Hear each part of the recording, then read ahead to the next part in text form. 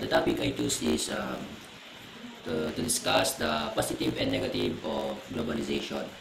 Globalization is a multifaceted process that integrates economies, cultures, and societies globally.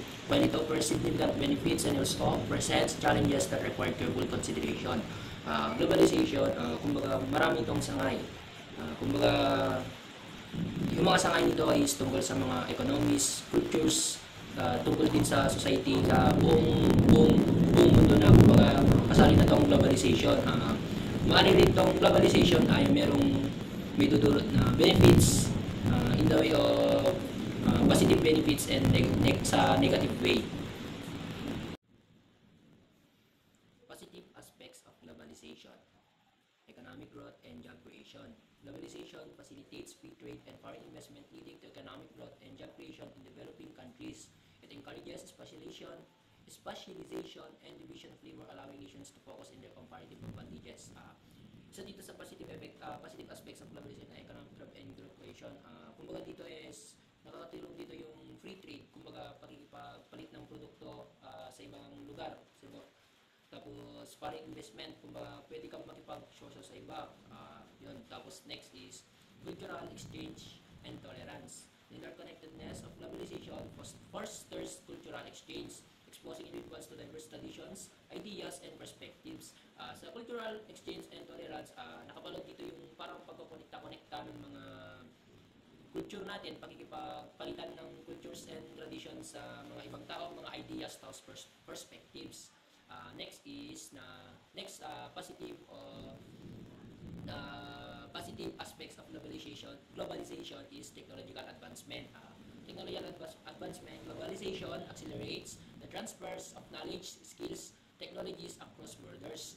Kumbaga yung positive nito is kumbaga nakaka-gain tayo ng new knowledge, bagong technology, gano'n. Makakabuulit tayo, kumbaga sa mga makinarya, gano'n, makakabuo tayo ng mga bagong makina, pang-agricultures, gano'n, pang-computers, gano'n.